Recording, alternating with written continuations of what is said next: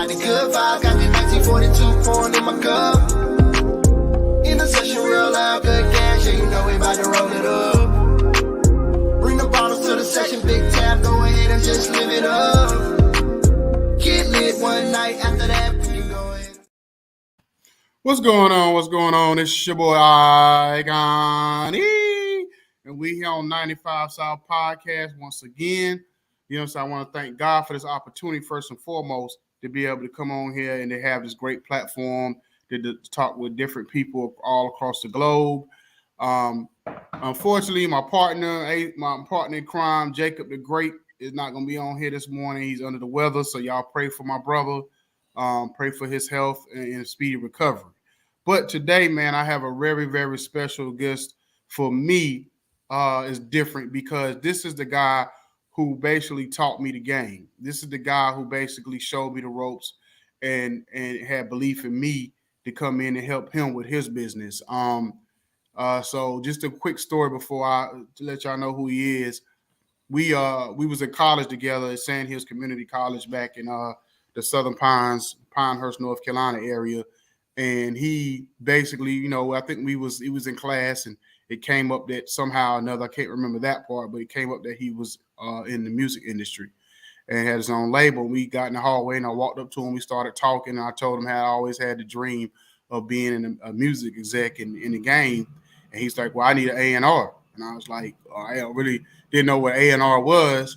And he was like, well, he basically, you know, told me what it was, what I would be doing. And he's like, well, look, I got a studio down in Troy, North Carolina, you know, come check me out or whatever. And we go from there. And since that time, you know what I'm saying, we've always rocked with each other ever since. So for those that don't know, this is my man, you know what I'm saying, Shawn Marshall, a.k.a. 3-2. You know what I'm saying? How you doing, big dog? Good, man. It's good to be here. Good to see your face and hear your voice again, man. It's been a minute. Yeah, player. Yeah. So, man, I just want to say, like, congratulations on everything you're doing because, like I said, I've known you for probably going on 25 years now, and you know you always grinding, always in go mode, and you know coming from because you're originally from New York, right? Yeah. What part of New York you originally from? Harlem. Harlem. So basically, was it Harlem? Because I know Harlem, the cats from Harlem. Basically, y'all got that grind mode. Y'all got that go getter mode mentality anyway. So coming from there, coming down to a place like Troy, North Carolina, which the people that don't know anything about Troy is a very small town. Right. Did you get your work ethic and your grind mode from Harlem before you got there? I mean, I think it's the vibe, but I would say yes. I mean, between that and then, you know, just people in Jersey and just, I think when you grow up with people that are celebrities that and you see them every day, it's just the mentality of how real it is. It's not a dream. It's just something that you grew up with, something that you see. And so it helps it helps me to keep pushing, you know what I'm saying, to keep working. Mm-hmm. So basically when you first, you know, because did you kind of start everything in Troy, like the label and all that kind of stuff? Yeah. So that was, you know, it was crazy. So my aunt, I always like, well, my father's a musician, my mother's a musician. And I've always, I think I might have been in the 5th grade when I wrote my first rap. But what really kind of set things off for me as an adult was I never knew this, but my aunt had an insurance policy that she took out on me when I was a kid. And I might have been, I don't know, early 20s. And she called me one day and she was like, hey, you might want to call this insurance company because they, you know, you could probably get a check from them because, you know, the policy's coming to a close and it's probably some money in there. And so that money is actually what I used to start the studio that you remember in Troy. Mm-hmm. And so that's kind of how, and that kind of made it, kind of gave me that kickstart. I mean, I was doing stuff before that, of course, but just having my own and being able to move, that's kind of where that came from. Okay. So how old was it when you really started like taking it seriously like that anyway? I mean, you know, truthfully, man, always probably because like I said, I wrote my first joint when I was probably in the fifth grade. The first when I was in high school, ninth grade, I would go. So I moved permanently down here around high school age, but then I would go back to visit my mother and my father in the summers. And so what it was funny because my mom was in Philly and she had a ton of equipment that she didn't know how to use. Uh, Mm-hmm. and she didn't believe that I could use it, so she would never actually let me use it. So what I would do is I would pretend that I was asleep when she left to go to work. And as soon as I heard that door close and I knew she had walked down the street to catch that bus, I was up hooking up speakers and tape decks and everything else. And I literally made an entire album that summer doing that and then brought it back with me to North Carolina. And when I heard people's response to it, it kind of gave me like, oh, I could do this for real. So that was really probably the spark. So I would say high school, ninth grade, 10th grade was when I really started kind of getting serious with it. Oh, okay, okay. So you been like, cause you the first person I knew that basically was in it like that. Like basically was the CEO. You know what I mean? Hmm. Rapper, producer, writer, the whole nine yards. You know, I mean, I've known DJs and people who was ciphering on the block and all that kind of stuff, Right. but I ain't never know nobody like what you who you were. So how did you teach yourself, or did you go to schooling or anything? Because you knew how to do everything. I mean, you knew how to produce records, you knew how to engineer, you knew how to master, you knew the Right. whole nine. Yo, you was basically the first one stop shop that I pretty much seen in my life or whatever. You know what I Oh, mean? man. So I used to hang out like when I was in Jersey, and that's the so and that's why I say I had a. That's like I said, man. It's a beautiful life. Struggles and everything. It's just been beautiful. But when I was in Jersey, I used to actually go to the studio. Um, it was so many cats around us, man. When I was a kid, and so guys that people wouldn't that a lot of people watching this podcast will probably not even remember, but there was a rap group when I was a kid. They were from Jersey, from Elizabeth, New Jersey. Word of mouth, and they had a couple of hits, and they were they were popping back when you remember when Jet magazine was out and they had the top Mm-hmm. songs in the back of the little magazine. Mm-hmm. I would always see them in there, meaning word of mouth in there, and they were right next door to my aunt. And so what would happen is the guy that was producing them, I would go to his house, which was right next door, and just watch them work. Mm-hmm. Behind my aunt's apartment was Cool V, who of course is Bismarck's DJ and cousin. Mm-hmm. And so my brother and I, we would go there, hang out with we were younger, we hang out with Granddaddy IU, Big Daddy Kane, Biz, and all those guys, and literally just watch them work. And so I learned how to do all this stuff by watching those guys. So when it came time, when I finally had myself in a position to get my own equipment and things of that nature, I had already seen so much of the inner workings of the business in the studio by just listening to these guys that I had an idea of how it worked. Um, and I just went on from there, man, and just tried stuff. Mm-hmm. So basically, this is very important. What I'm about to say is, so your whole like mantra, your whole like setup of brand is very different from most artists. And what I Hmm. mean by that is you're not a street cat. You're not even really trying to push into sexy. You push this kind of like nerd thing of I'm like the nerdy kid who basically became a rapper because you're a very educated guy. You know what I'm saying? So just Right, go into like the educational part of like all the stuff that you accomplished educational when it oh, wow, comes to that. man. Like so, I have, and it's funny. Like so, I always tell people I was always a street kid, but I was never a thug. Like that was never my mo. I knew those guys, and some of those guys were my family, but I was never that kid.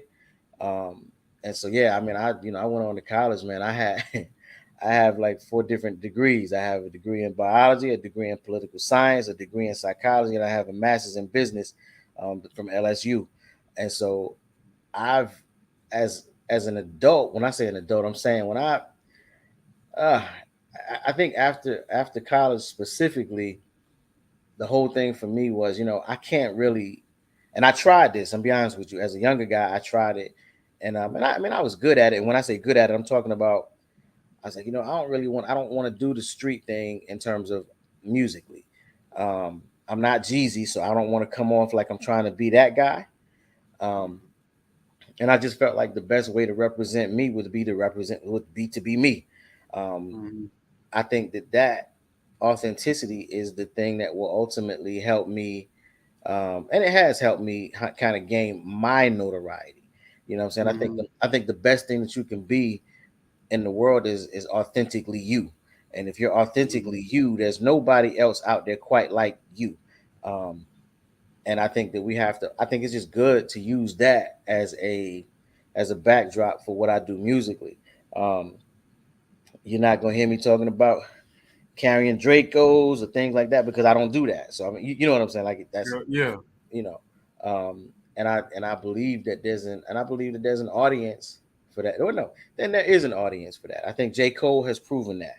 I think that Drake to a degree has proven that. Even though Drake sometimes gets a little copycatish with thugs. I mean, he Yeah. tries.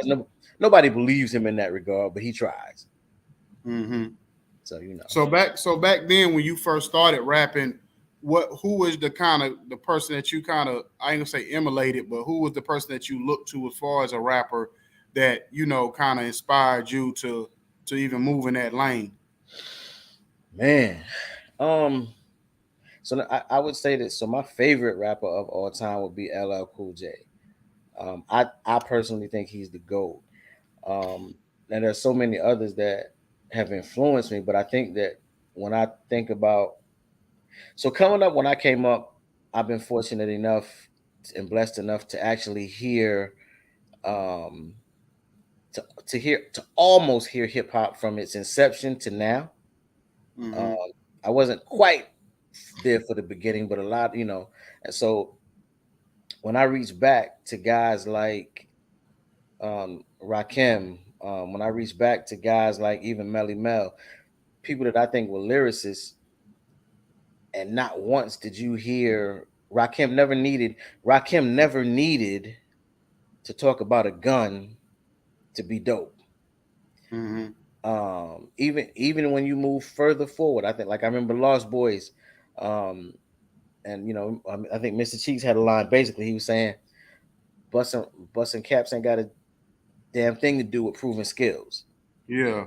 And the whole thing is, and I guess I don't even want to say disappointment. I think that it's just now, and it's not that those guys like myself don't exist in terms of content, but I think that right now gang activity and gang culture is so prevalent that they act, meaning the radio stations, to be honest with you, act as if that's the only thing that's popping. Mm-hmm. Um, Yeah. and I think that and that's a little. There's no balance in that. Like, back in the day, we go to a party. Back in the day, we hit a club. Back in the day, we could hear N.W.A., Public Enemy, Talib Kweli, Common. We could hear Mm-hmm. every range of hip hop from loop to Yeah. everything. And now, if you go to a club, it is literally one brand of music that they play. Mm-hmm. So that's kind of, Mm-hmm. I look at, I want to be broad. I want to be as broad as I can be with my music, man. I'm interested in. I want to be able to. I want white grandmothers to know who I am. Yeah. Yeah. Yeah. 'Cause that's. Yeah. I think that when you can go from our community and then still have a white grandmother say, "Oh, I know who that is." That's when you've made it. You know what I'm saying? Mm-hmm. Mm-hmm. Like my partner said, it's one of my other partners, Steve O. He on my sports show. Yeah, yeah, that's the thing, man. Like, the drill music and everything. It's fun. It's kind of important for people to be listening to. This guy really knows what he's talking about because, like I said, he's been in the business for a long time, so he deals with radio all the time, execs, and so he knows what he talk about when he speaks of. They only feel like the radio is kind of like the one that controls this thing, and they try to act like they don't. They try to act like they're not pushing the narrative of this drill music or gangster music or whatever. Right. I remember years ago, I was a managing artist here in Atlanta. and his sound was different because at the time this was probably around about 2010. So at that time, the sound of Atlanta was a lot different then, or whatever. But it was everybody was the same. Right, One right, thing I right. hate about Atlanta is even though Atlanta is the mecca, everybody in Atlanta when they get on a wave, everybody wants to rap the same way. So Exactly. that's what really killing the music is. I like a lot of Atlanta rappers like Lil Baby and certain ones, and Absolutely. whatever. Even I like Gunna, and I like certain artists before time. People hate when you say Gunna now, but I like Right. these kind of cats, whatever. But at the end of the day, they was like New York when New York was running it, Hmm. nobody in New York sounded the same. Right, right, You right. know what I'm saying? Hmm. But then, or even, but when it came to Atlanta, everybody wants to be on the same wave. So I remember taking my man's record down to the studio. I mean, down to the radio station, and I'm not gonna say who it was, but the DJ or whatever. I was like, he's like, oh yeah, man, he hot. I love the music, but it doesn't fit our sound. Right. And I was like, hold on. So you telling me that the music is good enough because it don't fit the Atlanta sound? Excuse me, you won't Hmm. play it. And he was like, basically, that's just the way the radio station is set up. This particular radio station is set up. So I'm like, to me, it doesn't make any sense if if an artist is a great artist, but they can't get the opportunity in a certain market because of a sound, not because Exactly. it's good or bad, because of a sound. Hmm. So I mean, so what? How do you feel really about that part of it? I think it's crazy. I think that if it's my personal opinion, and so let me be very, very clear too, because I know people will take your words sometimes, take our words and kind of misconstrue them. But so I want to make sure I'm like you. I love Lil Baby. I love the baby. I love Gunner. I love so many of the younger cats that are rocking right now. Like I think they're phenomenal. The issue for me isn't that I don't think they're phenomenal, but it's just what you said, which is I'm like, yo, I said, my son even said this to me. He was like, yo, he's like, Dad, if you made a record like this, everybody'd be on it. I was like, yeah, but if I made a record like that, I'd be doing what everybody else is doing. Mm-hmm. I don't get the point of that because it's hard to rise above everybody else if you're doing what everyone else is doing. If everybody, here's my point. If you go to a party and everybody is rocking Air Force Ones, but I got on Alexander McQueen's, Mm-hmm. I'm gonna be the guy that they remember. Um, Yep. and so you have to. I think you have to stand out creatively. And I kind of feel like I really do believe that guys are afraid of creativity. Mm-hmm. They're afraid of being different than everyone else because now everything, just like what you said with the radio station, and that's the thing too. So if a radio station told you that, imagine how many times they've said that to a younger cat or a lot of younger guys. And so what those younger guys then do is go back to the lab and start making music that sounds like everything else because that's what these people said they wanted. Um, and so I think it takes away from the creativity, man. I mean, I can't imagine enjoying myself at a club if everything sounds like Atlanta. You know what I'm saying? Like, and I Mm-hmm. love Atlanta. I love Atlanta music, and I think that's the I just think that's it, man. It's just that simple for me. I just think the creativity is lacking. Mm-hmm.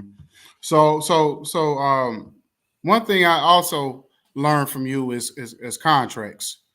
And basically, that they used the first contract that I ever like looked at and was like, oh, this is a lot. You know what I'm saying, or whatever. But that's one thing I learned was contracts in this industry. To people that's out there, that's especially these young people, because it's still kind of baffling to me now that artists are still getting screwed. It's like it's so much Right, ways to know, get information and gather information, and artists are still out here being screwed out of deals and signing bad deals and everything else. So, what would you say is the most important thing to know? Because everybody believes that it's the money part, and I right, tell people all the time, it's not how much an advance you're going to get. It's basically what you getting out of this contract and how is it structured. So, right. in your opinion and your expertise, what do you feel like? What's the one of the main things you look for when if you signing a deal with a major or whatever? I just want a fair deal, and what I mean is that I think that So this game is so different now, man, because when you start talking, for me anyway, when you start talking contracts, I'm looking at it from the perspective of, can we both win? You know, like Mm-hmm. can both parties win with this document? Is this document going to allow both of us to win? And for me personally, man, I'm looking at, I don't think that this thing is really not built for us to win. You know, when you start talking about signing contracts with major labels, I think that I think contracts work when you almost have to be like family, like we were. Like truthfully, I don't know if you've watched, and I'm sure you did. I don't know, but I'm sure you probably watched the Wu-Tang Saga. Yeah, yeah, All right. You remember, and it's so funny, man, because you know when we were in the studio, it was me, you, um, it was Will, it was a yeah. few of us in the studio at the time. And Mhm, one of the things that I was trying to get everybody to do was, yo, sign these contracts that I put together. And mhm, Cats was like questioning them, and I'm like, yo, here's the thing. If I could have got everybody to do what RZA got his guys to do, mhm, it would have been a totally different situation, because the whole thing for me is, no, I want you to win. mhm, The only thing I want to make sure of is that, because my whole thing is, I don't care if everybody get 50-50. I could care less. I just want to make sure that Loud Boy could have had a contract with everybody, so that when mhm, everybody started branching off, we could make more money, because the whole thing is, now they got to buy you out of this contract, and I'll give you some of mhm. that too. But the whole thing is, that's not the way labels work. That's the way that's the way we work, because we were almost like family. You know what I'm saying? Yeah. Um, Mhm, but a label could care less. So the label is like, nah, you're gonna sign this, and if somebody wants to buy you out, well, they can buy you out, but we're gonna get every dime when they buy you out. You're not gonna get anything. You're just gonna get to leave. Um, mhm, and so it's just so different, man. And then now it's different, because now it's like with the 360 deals, which is almost become the standard. You can't make your merchandise and sell it anymore without them getting a piece of it.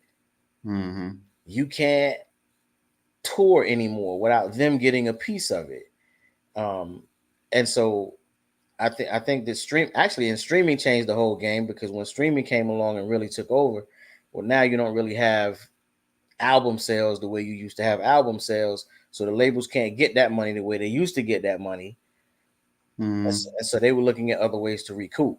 Um, and they're gonna win, and they're gonna find it's just like going to Vegas. The house always wins.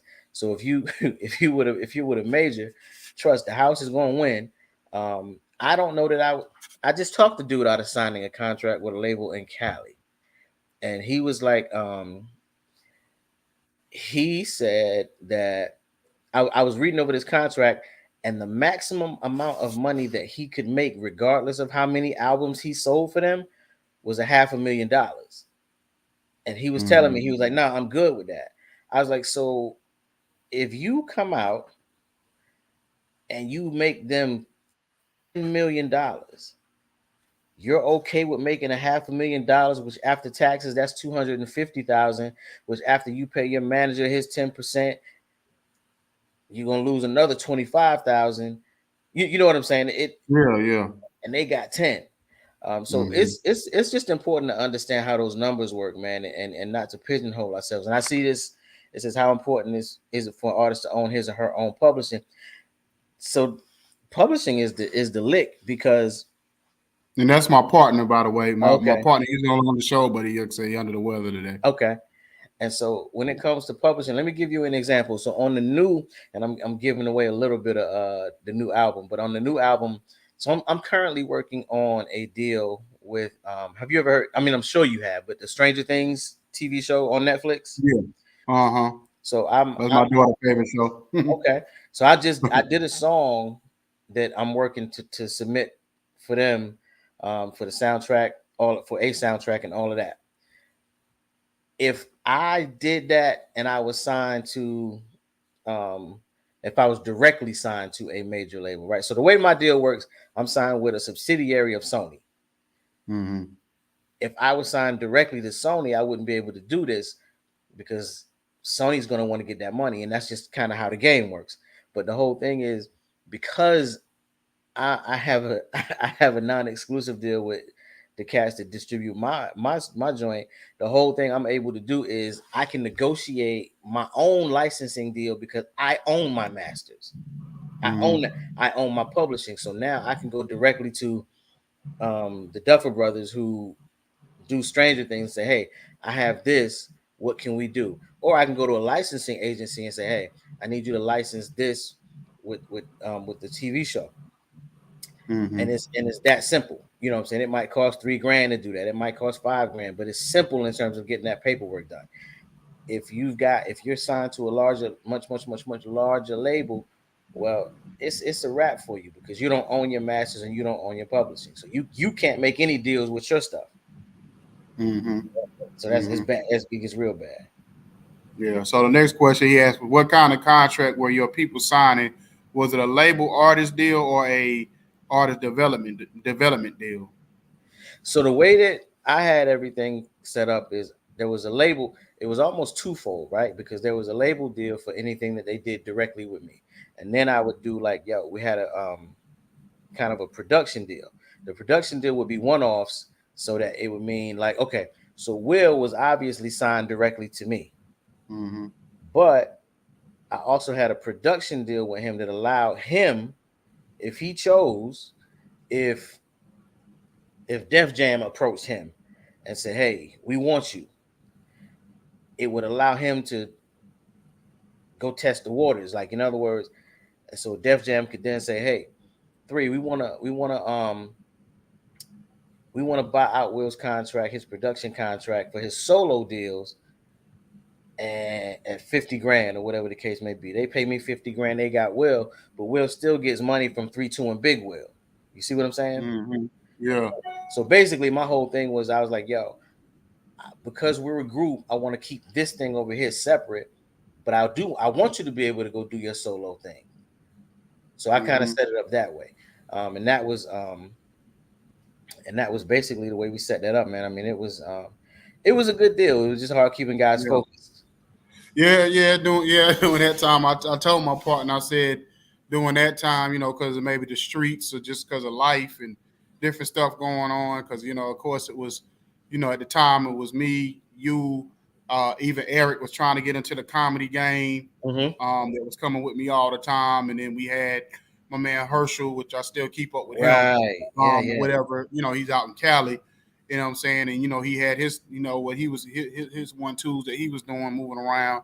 So it just like it was just hard to just kind of keep everybody, like you say, focused. By the way, how's Will doing anyway? He's good, man. He's in Texas now. He's in Texas, but Okay. I think I'll probably, well, matter of fact, I'll be in Texas in June, and so he'll probably be kicking it with me when I get out there in June. I got they're doing like Loud Music is doing a press junket, and so I'll be out there in June promoting the music. Okay. What part of Texas? I can't remember what city it is, to be honest with you. Yeah, because I got On some folks out in Austin or whatever too. So if Oh I yeah, mean, they might be able to give you some push out there too, or whatever. I got people with radio and stuff out there in Austin and all that in that area too. So if you need oh, push out there, absolutely, you can holler absolutely. at them. So let me ask you this, so man. So I ain't gonna get into what happened, but of Ah, course, with the whole show thing, what happened or whatever the right, event that we did, right. what did you learn from then? Because be honest with you, believe it or not, I learned a lot from that event. So when I Hmm. started doing promoting stuff, and like when I was in Florida, I learned a lot just from the things that could have went right, things that went wrong, that could have been better, whatever. And I learned a lot from that event. So Hmm. what did you learn? Because I know you started really getting heavy and promoting yourself and putting together your own stuff. Because the last time I seen you, you was opening up for you was doing like the halftime game at the WNBA games or something. Yeah, yeah, yeah, You yeah. know what I mean? So that's been like, whew, I don't even want to say how long ago it was. We gonna age ourselves, but it's been a minute. But Right. anyway, so what did you learn from that as far as like promoting yourself and how important it is to do that? I think the biggest thing, well, there was so much to learn from that, man. But I think one of the biggest things, first and foremost, was just making sure that everybody around you is supporting you and not so much wanting to take from you. Um, Mm-hmm. and what I mean by that is, um, and for the purposes of this, I know you got some things going on, so I'm gonna save some of it just because I don't want to, get too heavy. But the whole thing is really it. Truthfully, Eddie, it should have really just been us. Um, and what I mean by that is there's some people that kind of came in, if you remember, um, right before we did it, maybe a couple of weeks, and they those individuals. It's kind of like, oh, we'll help do this. Oh, we're doing it together, we're doing it together. But they didn't put any bread in. It was just Mm-hmm. like but they wanted to get proceeds from it. Yeah, yeah, And, yeah. and so I think that what what I would say to people first and foremost is make sure that the individual, if they're not with you from the beginning, don't let anybody in. You know, Yeah. that's one. That's Mhm. one. Two, I would just say we probably I You said, man, say it how you want to say it. It's all good. like I think so. I would say, like, with Eric as an example, like my whole thing was like, yo, because I remember he was like, yo, man, I was letting people in for free so I can make it look stacked, and I was like, nah, you can't do that, you Yeah. know. And so what happens then is when things go wrong, and you saw how the hood reacted, and that's what I'm saying, because the hood don't love you. And what I mean is, Yeah. when they was like, yo, we got to get refunds out, you got 200-300 people lined up for refunds, and the vast majority of them didn't pay. So now I'm giving money Mhm. out to people that never paid to get in. Yeah, yeah. And it's like, when I look now, and so it's different now. Like, I don't even, like, when I do events now, one of the things that I learned from that, I ain't taking no cash at the door. We're gonna do this. We're gonna use a real ticket, a real ticket seller. Um, Mm-hmm. and they can go get tickets from there, and we can do this. And so it's so much, man, that there's so many things that I did wrong in that scenario. And trust me, I think about that weekly. Like, you know what I'm saying? Yeah. Like I will never forget that. Um, Yeah. I think about that weekly. Um, I think I still have nightmares about that. Really? uh, But like, well, but just in terms of it, man, it's just a matter of making sure that we handle business correctly, because and making sure we handle business correctly, because at the end of the day, I didn't handle all my business. I thought I was, but it's mm-hmm. just making sure that, like I said, friendships and trust and family is everything, man. And you have to make Yeah. sure that you're dealing with people that you want to make sure you're dealing with people that have your best interests at heart. You know what I'm saying? Yeah. Like I believe that you did, but there were some others that didn't. It was very self-serving for them, Mm-hmm. um, and I didn't realize that at the time until you start hearing people say, "Yo, man, if I could just get, like, I mean, I'm gonna help you do this, and then I'm gonna help you pass these flyers out, and then if I can get like $5,000," Yeah, yeah, and I'm like, yeah. you think that passing out flyers entitles you to $5,000? I mean, do you know what I'm saying? Yeah, Like, to even yeah, to even have people in your circle that say that is like, yo, this is, that's why. So now, like I said, the difference now is that I'm much more aware, and I know what I want. You know what I'm saying? I know what I want to yeah, get out of these things. Um, and I don't even, and to be honest with you, man, I don't even think that now when I do deals, I talk about money because I have to, not because I want to. And what I mm-hmm. mean by that is, um, I personally believe, I'm just like, yo, you know what? I don't. Everybody's gonna get theirs, but I don't want to talk about money. What I want to talk about is, let's do the work. Yeah, yeah, Let's yeah, let's let's do the work. Let's yeah. focus on the work. Let's not focus on the money. Let's focus on the work. The percentages and all that stuff. Mm-hmm. We'll let contracts handle that. So that's over there. That's done. Let's just go work. and then and Yeah. make this thing happen. So Mm-hmm. so that's And my then that's the main thing that I've learned. I learned, like, even when I was in Florida and stuff, and I was dealing with different artists and my brother and different people, was it's not about the money. The money to come if you put the work in. It's about the consistency of what you're doing, exactly, and putting out the best product that you can. hmm You know what I'm saying? If you so caught up on money, then you know what I mean. Like, if you chasing the money in this business, you're hmm gonna have a lot of heartbreak. You know what I Yeah, mean? Because if that's what you're really chasing, then you're gonna have a lot of sleepless nights trying to chase the money. But if exactly. you just do it, and it's one thing I tell people, like even with this podcast thing, the one thing, if you're not having fun, if I if Oh I if I man, wasn't having fun with this, I would have stopped a long time ago. You exactly. know what I mean? Because I actually stopped it one time because I started off in internet radio, hmm and then I was doing internet radio when it was taboo, when it really wasn't a real thing, when people didn't take it seriously. You know what I'm And saying? yep. And so when it got to be too more like a business to me, and more like to a thing where I didn't really love it, I walked hmm away from it. I walked away from the whole business of music and entertainment because I stopped having fun. And I was Exactly. like, I can't do this no more. And I came back into it because of my son, and then I got into podcasting, and it's like it rejuvenated me and gave me new life. But I'm gonna ask a real question. My partner said, "What are the top licensing agencies in the game, and how much money do artists miss out on when their music isn't licensed?" Wow. Whew, top licensing again. So it's so many. I work with a company called Greenlight, and they do a lot of my licensing for me. And in terms of how much money, you know, and that's actually a real good question because just to so often, man, we leave money on the table, and when it's like you can say licensing is really is where consistent residuals lie. Um, if you can get this, if you can get your if you can get a song or track put on a TV show, you have to remember that every time that episode gets aired, if it's you know what I'm saying, you put yourself in a good space. Um, and a lot of times we won't do it because we don't like the money initially, because in that initial money it might be, oh man, they only gonna give me like $150 for this. You know what I'm saying?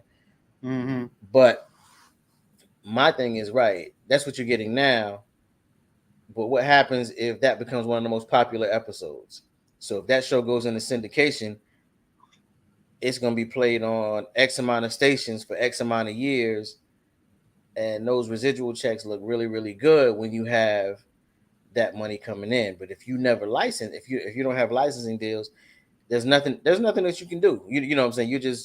You I can't rap forever, Mm-hmm.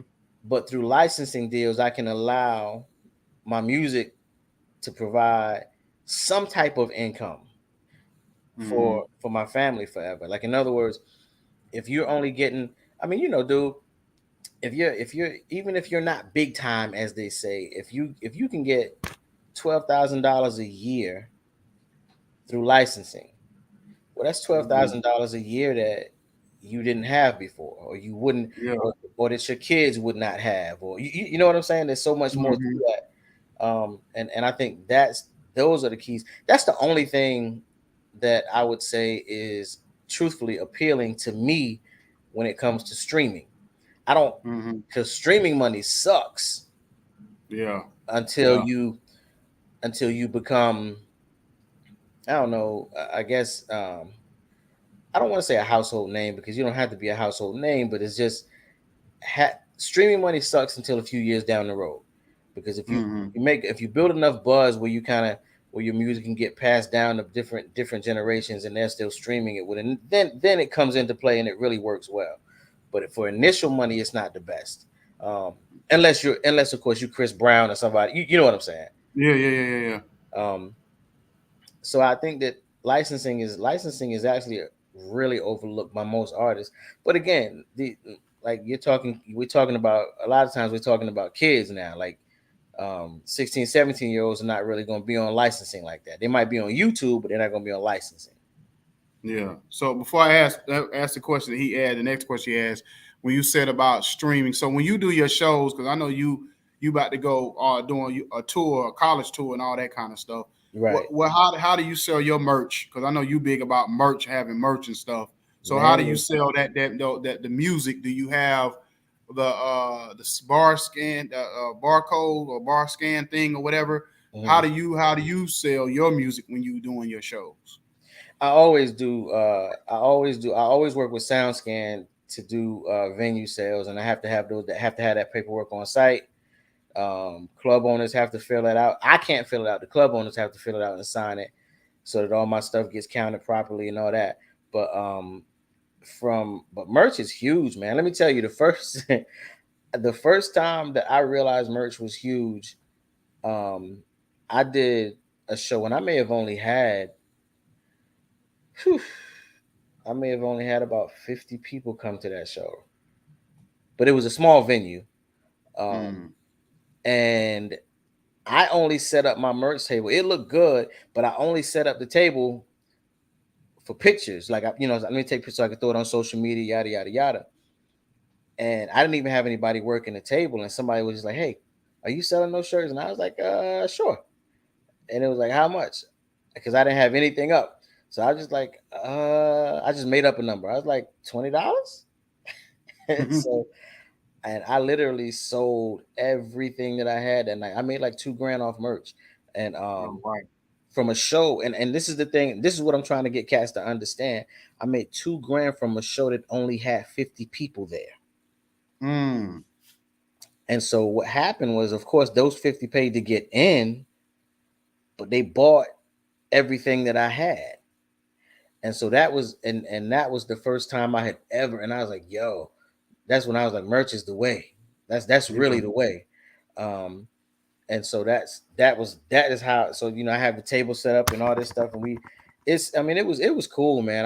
But it gave me another insight into how this business actually works. And then you look at like, think about even Cash Money back in the day when Cash Money was hot, and they were taking, you could take a Polaroid with Wayne or the guys from Cash Money, but that Polaroid was going to cost you like $20. Mm-hmm. And I'm like, yo, you pay. I'm gonna check me, yo, you paid $20 to get this picture taken? They were like, Yeah. yeah. And I was like, yo, that's crazy, but people pay for memories.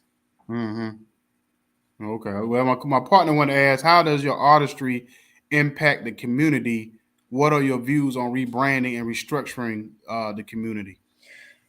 That's a dope question, because this album that I'm about to release in the spring is called um it's Revenge of the Nerd Part 2, Teacher Turned Rapper.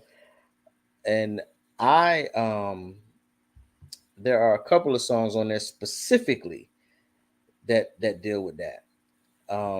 And because I wanted to, of course I just got regular hip hop joints on there, but I wanted to do something because I wanted people to understand my experience in terms of working in education. So I worked at an alternative school. So I worked with Bloods, Crips, Gangs of Disciple, Folk, MS-13, and every year I already knew like clockwork. Now, mind you, the most amount of students that we could have in that building was like, I think it's 250.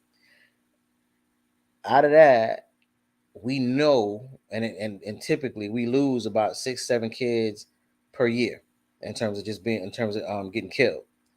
We Mm-hmm. lose we lose more than that in terms of the ones that go to prison. And so some of the tracks that I've made on this album are I would say very community based, in terms of, because I wanted the community at large to understand what it is to work with these kids. And I think I did it in a fairly creative way. Um, and I'll have to come back on, because we have to come through it, and so I can Yeah, actually. yeah, because I want you. Yeah, I'm glad you said that, because I was thinking about that too. Like, I want you to come back on to talk about what you dealt with in the school system, because Right. that's basically what I would show. This podcast is kind of was formatted for the community part of it too. Okay. So I definitely want you to come back on just to chop it up on that part of it. But continue. Yeah. So yeah. So, and that's like I said, man. So it's a song called "Beautiful Struggle," which is basically um, talking about basically my stories with working with these kids, and watching these kids go to prison and kind of watching as, in my opinion, while school systems kind of sit by and don't really do much because a lot of people don't know the business behind education, and I'm talking public education, not private. A lot of people don't Mhm. realize that this is a money game for them too. And I didn't realize it until I started working for the system, and I was just like, "Yo, this is crazy." So it's so many things, man. Like like they arguing with charter schools because each kid represents a certain amount of money. They won't suspend. You remember back in the day, man, when we was in school, if you was a knucklehead, they would suspend you and just be done. Mhm.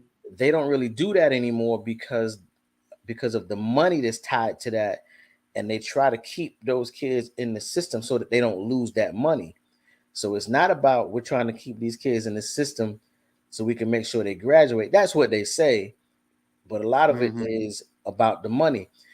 The principals get paid based on their populations. Mhm. So if a principal starts suspending too many kids, well, that check can go down. Yeah. So they don't. So they're keeping these kids in there who are causing havoc, all primarily because they want to make sure that the money is flowing. Yeah. I don't think that's a good environment to be educated in. You know. Yeah, I seen that a few years ago. My kids were in high school, and I remember all the bad kids were they might suspend them for a couple of days or whatever, but most time they would pretty much maybe put in detention or whatever because they knew if they kicked them all the way out or put them out, they probably wouldn't come back anyway.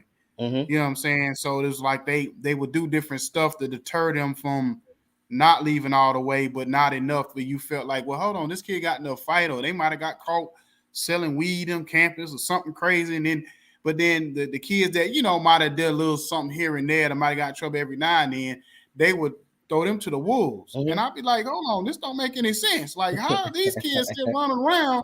And these kids, you want to throw, because I mean one time my daughter, she got put in ISS, and I said, "What you got put in ISS for?" And she said, "Well, because I used the wrong bathroom during lunch."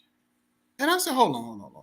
That don't even make any sense." So I went up to the principal and I called the principal and I said, "Hold on. So you put my daughter in ISS." I said, "So did she get detention? Did she get a write up? Did she get anything else?" No. I said, "So how you go from that to that?" I said, Right. "When I was in school, ISS was like the last step before suspension. Right. So you ain't even give it attention. You didn't write a letter. You didn't call home to let us know nothing." So when I he was like, "Oh well," and I told him my daughter's name, and he was like, "Well, it's so many people with that same name." So when I came up to school, because he hadn't dealt with me before, because me and her mom was very active in the school system as far Right. as like, when the activity day was going on and PTA meetings. So when he seen me, he said, "Oh, you know what? She can go back to class." Because it was like, "Oh, because you dealing with a different type of parent. You're not dealing with these parents that don't care. You're dealing with a Right. parent that's going. I'm not gonna say my daughter ain't wrong, but you not. But at the same time, I'm gonna check you too when I feel like you're not doing your job. You know what Exactly. I'm saying? You Exactly. know what I'm saying? So it kind of go both ways or whatever. Now, my child wrong, she wrong, or he wrong at the end of the day. So, but yeah, so brother, man, I want to just thank you for coming on. Talk about the project real quick and what you got coming up. You know what I'm saying? Well, before we get out of here, you know what I mean? So just let us know like where they can find you, the project you got coming up, and then I know you got a tour that's coming up too. Yeah. So, like I said, you can always find Official 3-2 on Apple Music, Spotify, all those streaming spots. The current album that's up there is Revenge of the Nerd. The new album will be coming out in, I think it's March 31st. And that will be it's Revenge of the Nerd, teacher turned rapper.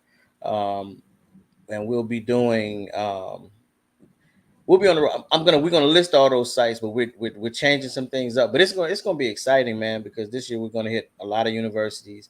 Um, we're actually, and that's so the crazy thing about it is some of the music is gonna allow us to hit some elementary and middle schools, especially with the Stranger Things music that we're doing. Um, Mm-hmm. and so it's gonna be. We're hoping that this is gonna be a very very exciting year, man. When is the tour gonna hit ATL? I'm gonna be honest with you. I'm definitely gonna hit ATL and I'm gonna hit Eddie up because Eddie's gonna play a big role in that. We're gonna have to link up and get me down there. Um, Okay.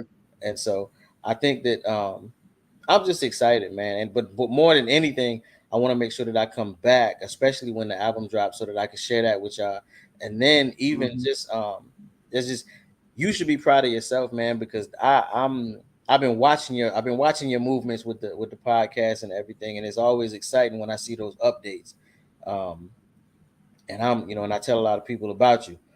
So I'm so proud to see kind of how you grown with this on your own. I appreciate that. I really do.